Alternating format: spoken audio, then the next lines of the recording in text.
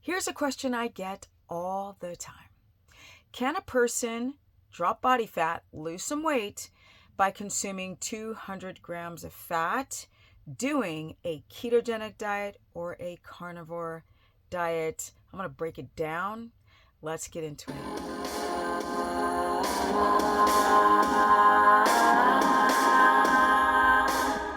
Welcome everyone to my very humble life. It's a freaking beautiful day here in Tennessee. So I'm going to go pretty fast, get right to the point about body fat loss while trying to consume 200 grams of fat. And I know this is not fully grass-fed. I get it. I will be making my own butter as soon as I move into my house, but this is a 227 grams of fat. I eat one of these a day. Can I stay lean and mean eating this much fat a day? Well, I can. So why is it that some people are actually gaining weight while eating so much added fat to reach ketosis? I lean out eating a lot of fat. Now, there's a tipping point if I have too much fat. Of course, at some point, your body's not utilizing that fat and it can be converted into actual body fat. But I have been doing a ketogenic diet for a very, very long time. And very early on, I never gained weight. You can go back through my video catalog and you're always going to see the abs on Stephanie, as long as I'm going to hold on to them at almost 60 years of age. So why is it that I didn't gain a bunch of weight? In fact, I was very confused as to why people were gaining weight in the beginning. And it comes down to one of the most important things no one talks about is your gallbladder.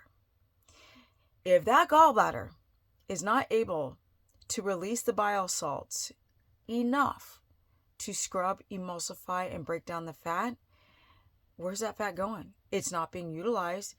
Whatever is not being utilized has to be stored as energy. So it goes right on into the fat cell. What do?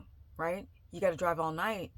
So the next day, if I drove all night and I know my cortisol is very, very high and I'm going to be more likely to store fat, whatever I eat in that day is to eat small amounts throughout the day, diaphragmatic breathing, calm my shite down. Don't overstress whatever you're experiencing. And the reason why I'm thinking about my trip is because I went to go get a horse and then I had to drive all these hours and I had to find a hauler and then the stress of getting a horse and all of this type of stuff. And will this horse acclimatize and acclimate to the other horses on the property? All of that overthinking can spike your cortisol. If you're a person that's drinking coffee on that car ride, and I'm just using the car ride as an example, other people have like bills or stress or weddings or something's going on with their children or they have to go to an event or they're dealing with digestive issues and histamine or chronically poor sleep or thyroid issues. Whatever the issue is that creates stress, creates cortisol, blood sugar dysregulation, downregulation of your ketones. If you cannot make and burn ketones, you're not going to burn body fat. You're going to be more in that storage mode. And I think this is not spoken about in all of this carnivore and keto garbage, controversy, and confusion. That fat is going to end up in your fat cells if it can't be broken down and utilized as energy. That's the number one reason. The second reason why people are gaining weight is in sort of under the umbrella of the same subject, but it's for different reasons, like cortisol, poor sleep, inflammation, too much freaking protein or fat. So anything that's not going to stabilize your blood sugar, any of your lifestyle habits, including what you do and circadian rhythm, and then also what you're eating, this plays a massive role on how much glucose is in the bloodstream and how much cortisol is in the bloodstream, how much insulin is in the bloodstream. All of this has to be at a perfect balance. And that's why what you do in a 24-hour day is going to be the huge determination if you're going to store fat or burn fat. It's going to determine these factors. For example, If you sleep really, really bad, the next day you're a little quasi-insulin resistant. Your blood sugar can't balance. It's all over the place if you just literally drove all night drinking coffee, don't sleep well, like I did when I went to Waverly. I'm going to show you this new horse, but I digress. Definitely in that period when you know that your body's under stress, you have to be very, very careful what you do to, to balance that tipping point of burning fat or storing fat. You guys have histamine intolerance and you can't get that histamine down, like figure out what foods are making you react so you can oscillate them. Take them in, take them out, start off very small. A lot of people don't do this and they're wondering why they're gaining weight eating all the fat. It's not the fat. It is that your blood sugar can't balance because of all these other stressors. Blood sugar high, it has to be moderate to low blood sugar and moderate to high ketones. I've already spoken about the range. If you can't balance those things, you're going to be in storage mode. You're going to gain fat. Too much protein is another reason. Too many people are eating too much protein. Your body can only chew, digest, and utilize so much protein. People try to use these mathematical figures. It's garbage because we all have different levels of stomach acid and protease enzyme, and just everything is different. Everyone's digestive system is different, so we can't just go by some mathematical equation number to figure out how much protein. It's very individual, how much GLUT4 receptor development you have to utilize glucose, like the depth of your sleep. So comment below. Do you want me to continue more on this subject? Do a part 2? I know there's a lot of videos I need to do a part 2 on, but I'm trying to keep the conversation going. Comment, tell me what you're experiencing. Are you gaining weight? Are you scared to gain weight? Are you worried about eating fat? Because remember, it's not the fat. It's the fact that your body is not able to utilize it through ketosis. It's not the calories, my people. It's insulin. It's your hormones and digestion. So let me know if you want me to go more into the subject, because people shouldn't be like, you're wrong. They don't actually challenge me with any science, which is all air quotey. Nobody's ever challenging me with any type of facts. They just go, you're wrong, you're wrong, you're wrong. And then I just get bored.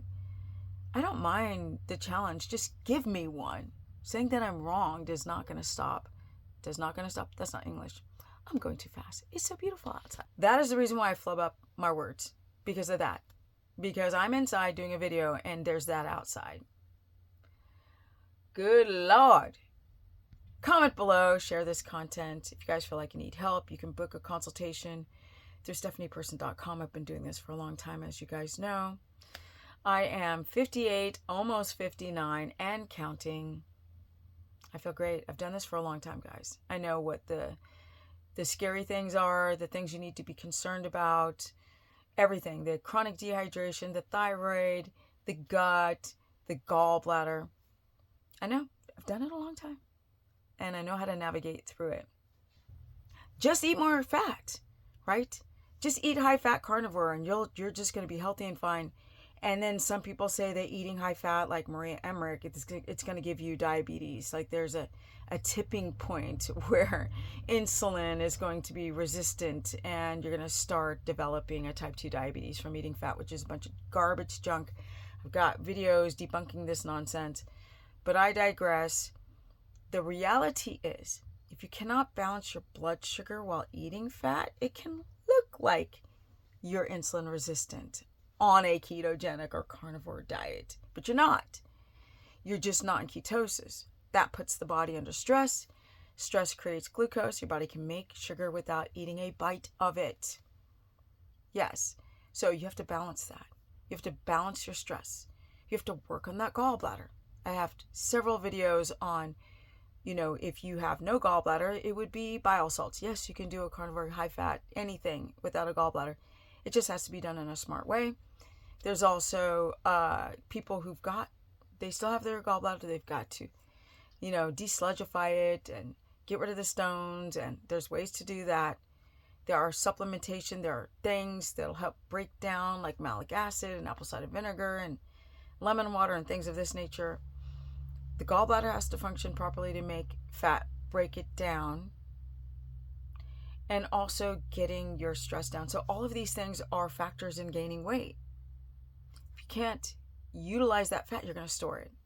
If you can't get your stress under control, you're going to store fat. You're going to be insulin resistant. Blood sugar's going to spike. But another reason why is histamine intolerance.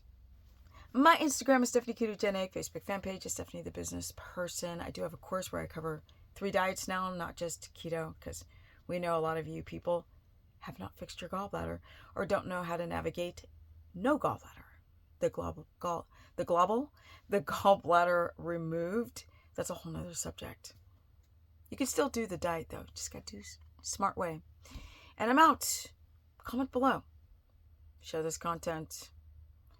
Yeah. And subscribe and all that. I hate when people have to do all that, but necessary evil to connect with y'all. And I'm out. Energy. I really got energy today. I'm feeling fabulous.